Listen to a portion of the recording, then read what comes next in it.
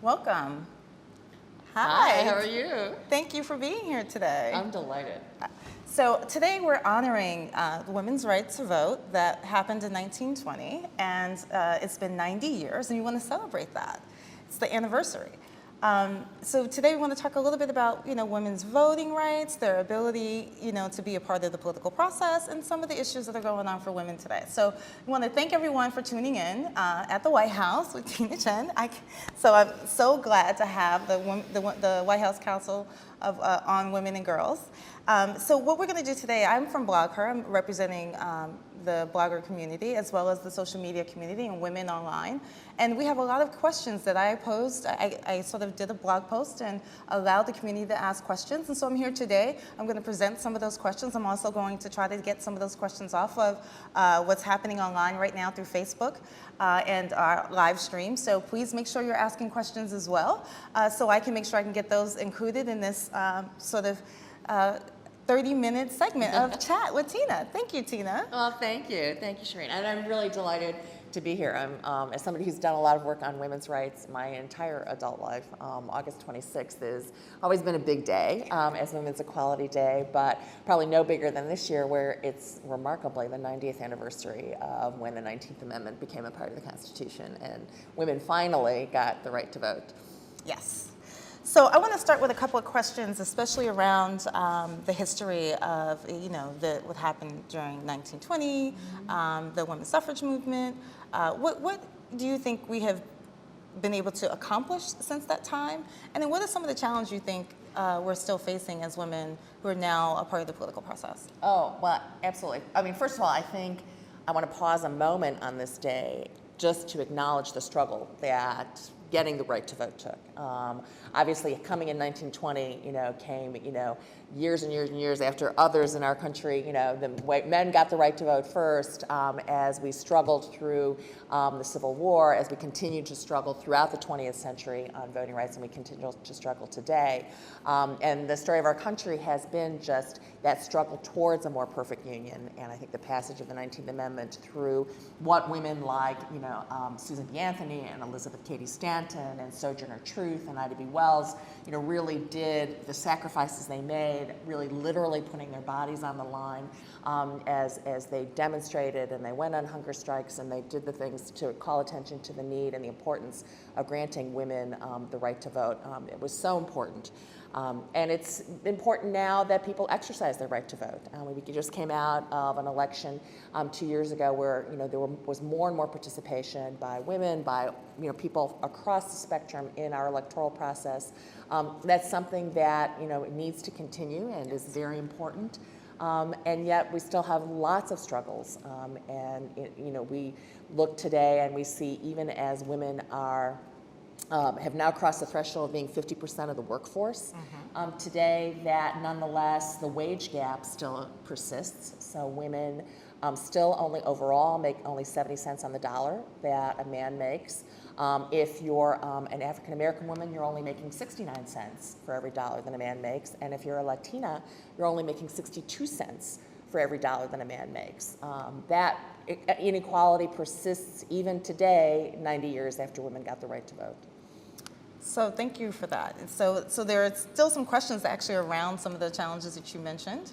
But I also want to sort of think about in terms of now that the political process has turned a little bit where people are organizing online to talk about politics, to get people out to vote. And, what does that mean in terms of where women are going now online and their power of using that as a vehicle for politics? Well, the power of the online community and all of you out there, is really, we're only, I think, slowly realizing what tremendous influence that can have and how we're able to reach so many more people and get them engaged, not just on the times when there's an election, but all throughout the process as we make policy, as we debate policy on a year-round basis, on a 24/7 basis. And it's a great democratic tool for people across the board, old, young, to be involved in really understanding and learning about issues and then being vocal and speaking out around them and telling their friends about it. So it's something that We here at the White House take very seriously, are really delighted to participate in providing information to the online community. Whitehouse.gov, I'll repeat that and send everybody there, is something that we've spent a lot of time on developing and getting information so we can get blog posts up and keep current information out there for folks. So I want to thank everybody who's been online and who pays attention to these issues and to communicates about them. Well, thank you for that. But there are also some people who aren't online who are not always able to actually participate from that framework and that ability. So in terms of how do we engage those that are important to be a part of the process, but doesn't necessarily have the social capital in the online space to do so? Well, I think as we have always wanted to do, we are trying constantly. My office, I wear two hats here at the White House. One is as the executive director of the Council on Women and Girls, as we mentioned, but I'm also the director of the White House Office of Public Engagement, which is the president's outreach office, and it's our responsibility to really get the message out across the board to all of the different constituency groups. And my staff, track about 60 different kinds of constituencies, including women, that we're trying to reach. And we're trying to use every tool, in addition to new media tools, earned media and the traditional media, reaching out to organizations, doing conference calls so people can dial in to toll-free numbers to hear what's going on, and emailing us, writing us letters. We work very closely with the correspondence office. We're trying to use every tool we can to make sure we carry out the president's charge to us, which is to make sure that people understand that this is their administration and we want them to be a part of it. We want to hear from them, and we also want to make sure that they get the message from us about what's going on. So I do have another question around voting, and it has to do with women who happen to be incarcerated and don't have the ability to vote as well, especially women in communities of color where they may be the single source of resource for families and children. There's some challenges with their ability to be able to vote once they're incarcerated, and sometimes they're incarcerated for things that are can be challenging at best to mention in terms of situations with being in positions of maybe still in Pampers and in jail for 5 years or something like that, and separated for years from their children, but really we're just trying to survive and take care of their children at that particular moment. What do you think about some of the challenges there that their rights to vote are taken away and they are not able to participate in it? Well, a couple things. One is the issue of we as an administration really support these voting rights and voting rights for all. I have to say I'm a little bit limited in what I can say specifically on the issue of the voting rights for women who are incarcerated, because there's active litigation going on in that. Our Department of Justice has been involved in that, so it's sort of a legal question. I have to refer to them. I would say generally that we are obviously in support of voting rights as a general matter. More specifically to the issues that you raised around incarcerated women, we are also doing a number of things around, where things are unjust in our criminal justice system. Right. Most notably, I have to say, the president signed, just when Congress concluded 2 weeks ago, the Fair Sentencing Act, which is an act that really for 17 years people have been working towards to try to make more equal. We're still not equal yet, but make more equal the sentencing between crack cocaine and powder cocaine, and really eliminate the 100-to-1 disparity in sentencing that occurred. And it was a real achievement to get that passed and signed, so that some of those issues of people of color being unfairly incarcerated behind bars for extended periods of time gets eliminated. Well, thank you for that question, answer to that question. So the other question is about the economy. I think that one of the biggest things that we're talking about quite often is about the economy, but for women who are not getting equal pay, the fact that we're in a suppressed economy right now, it's a devastating effect on them and their households. So what is the administration's take on getting to the Paycheck Fairness Act, as well as a few others that... Absolutely. I mean, equal pay for working women and their families is something that the president has set as a priority from day one. One of the very first bill he signed into law, and he's very proud of this, was the Lilly Ledbetter Fair Pay Act. We signed it the first week we were in office. That was the act that people may remember, named for Lilly Ledbetter, who is the woman who actually never got to reap the benefits of the law because it was her Supreme Supreme Court case that said even though the pay discrimination against her had gone on for years and she never knew about it until someone slipped her a note and told her, do you realize that the men who are working the same job you are making this much more than you? The Supreme Court said she should have known about that and threw her case out, for overthrowing years and years of precedent as being, too late, filed too late. So he was really proud to sign the Lilly Ledbetter Fair Pay Act.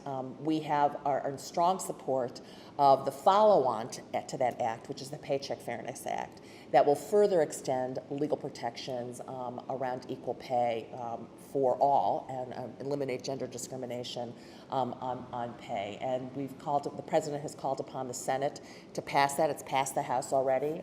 It's pending now before the Senate. He's called upon the Senate to pass that, so we're hoping that occurs. In addition, the President announced in his State of the Union address this past January the creation of an equal pay task force, which joins the various agencies, the Department of Justice, the Equal Employment Opportunity Commission, the Department of Labor, who all have responsibility for enforcing our existing equal pay laws. And that task force has announced its report, and they're going to be engaged in more information sharing, more enforcement and prosecution actions, and more education of employers and employees so people know their rights and responsibilities, so that we are able to better enforce the laws that we do have on the books. Because as I mentioned earlier, the disparity in pay remains and is tremendous, and it has a huge impact not only on working women, but on their families. Because one of the things we've seen in this recession is that more men lost their jobs than women, which means families are ever more dependent on the income of the working women and in their families to get by. And when those women are not taking home a fair paycheck, the whole family suffers. And what about the Employee Free Choice Act? Is the administration behind that act The as well? administration is in support of the Employee Free Choice Act. It is, as many things are slowly moving its way through Congress, but we are in support of that. Okay. One of the other questions that have come up quite a bit is about Social Security. When we talk about Social Security, people have already paid into Social Security. It's not something where they're getting a check after the fact. They have already contributed. However, right now it's debated to be cut as a program. And so women who typically live longer, who live off of Social Security, will not be able to get the benefits of their own contributions.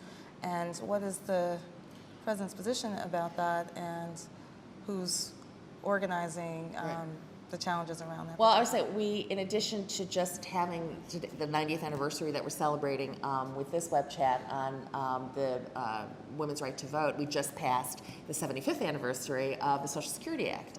And the President issued a proclamation just a couple of weeks ago in honor of that anniversary as well, in which he reiterated his strong support for the Social Security system. I mean, it is a system that is responsible for lifting, millions and millions of women out of poverty.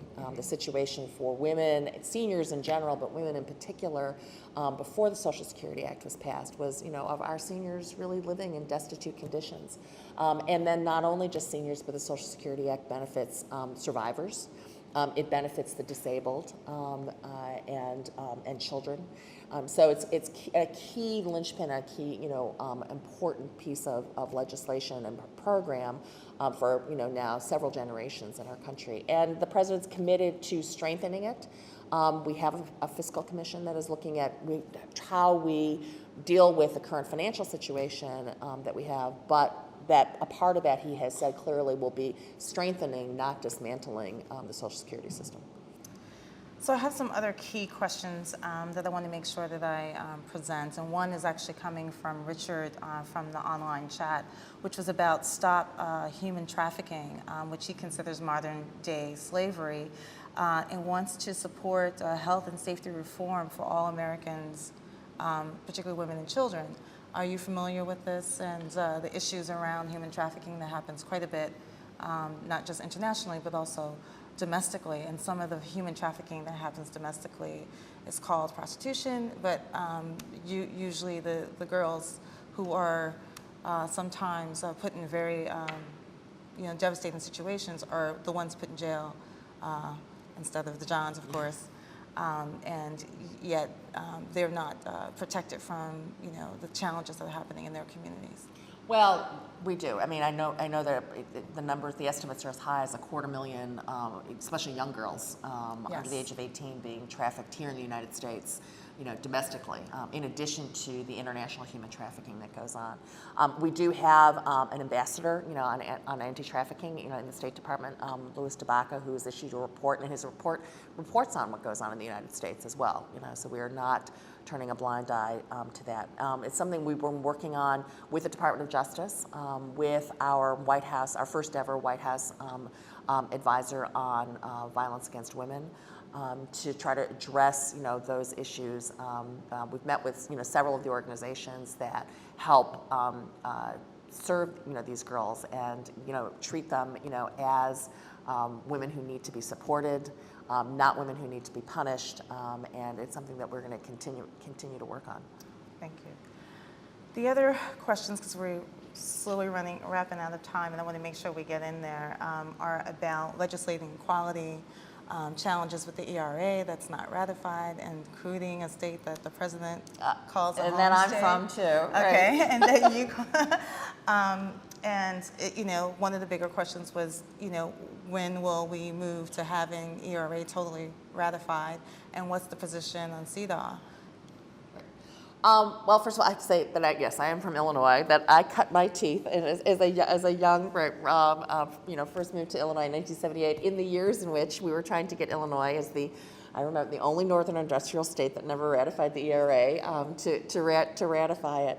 At the president's, a strong supporter of ERA. He's a strong supporter of CEDAW, which is the UN's convention to end all forms of discrimination against women.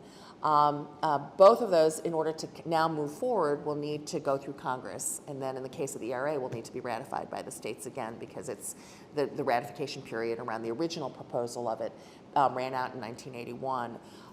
So it's still a challenge to see how we get through the legislative process on both of those. They both require an extraordinary majority to be passed.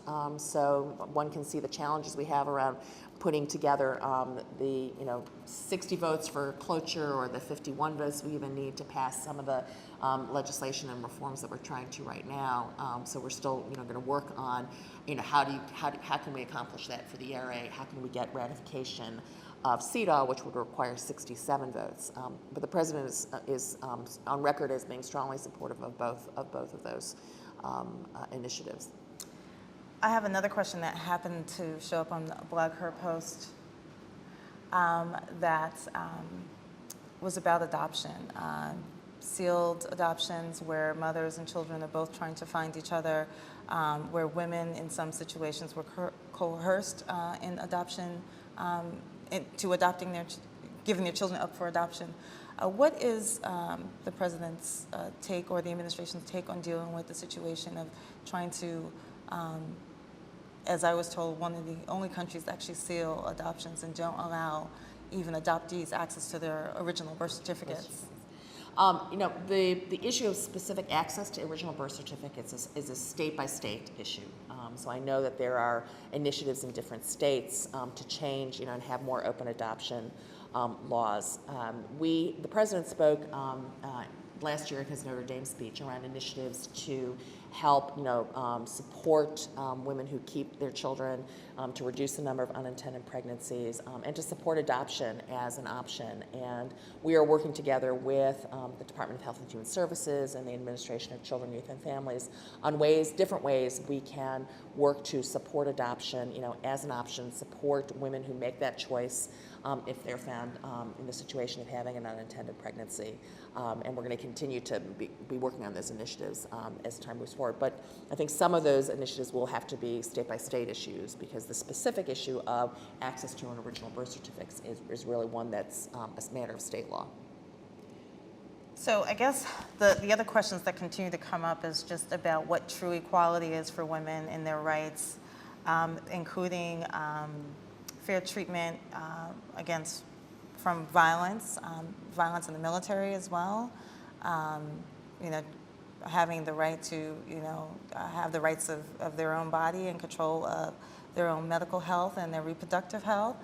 Those are the main questions I would say were the last few that were important, and really wanting to make sure that the president, what his take was on that issue.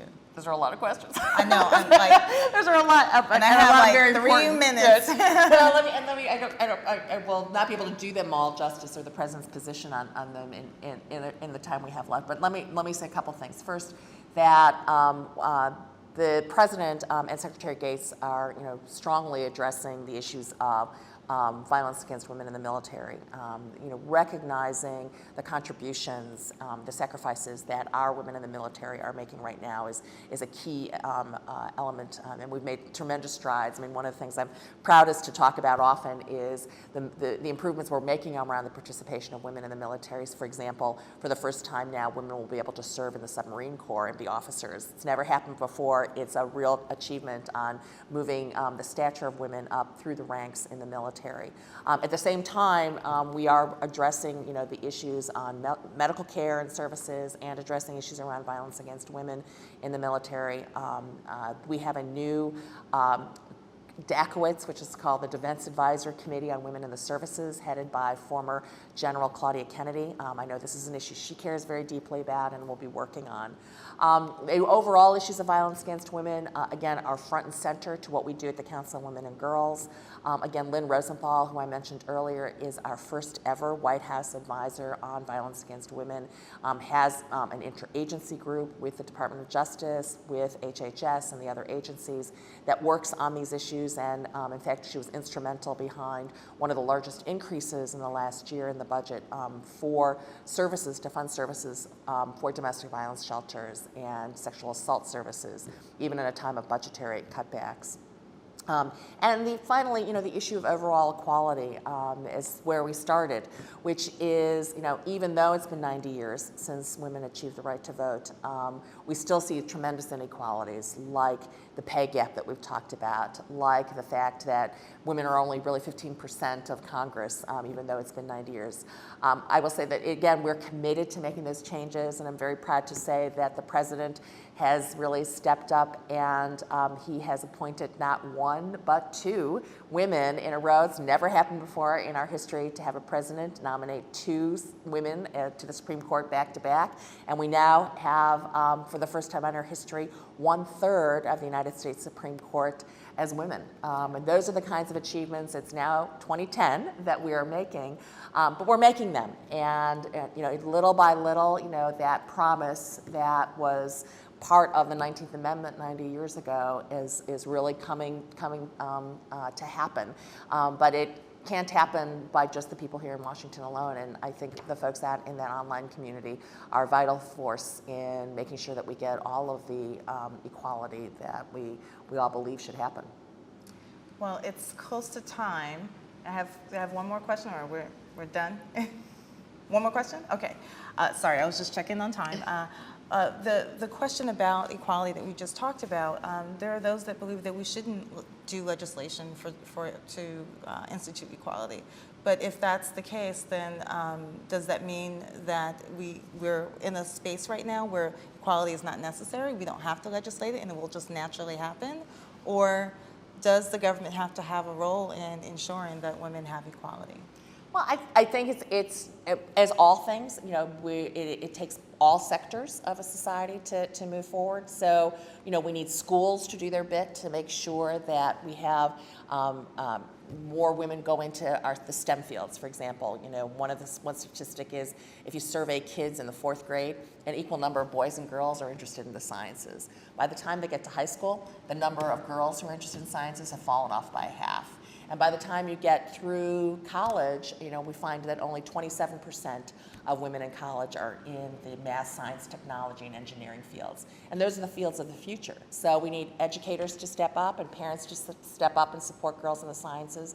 But then government has a place to make sure, for example, that there's no discrimination. So we have stepped up our Title IX discrimination enforcement in the Department of Education to make sure that girls who want to be in the sciences are given the same chances as boys who are interested, and that there isn't discrimination in higher education when grants are given out, for example, to people who want to do postdoctoral studies, and that those women who want to participate are given the same chances. And it's vital not just for women, but for the economic future of our country, because we will only stay competitive in these fields internationally if we have access to the entire talent pool. You look at things that we've talked about, the wage gap. Again, employers need to step up and pay an equal wage, but when discrimination occurs, as clearly happens, government has got to play a role in enforcing and making sure people like Lilly Ledbetter aren't unfairly taken advantage of and discriminated against. So, it is a situation where we need both private citizens to step up, but government needs to play a role as well in both encouraging it, funding things like STEM education initiatives that will reach women and minorities and young girls, but at the same time, be an enforcement mechanism when things don't get done right, and people need to have redress.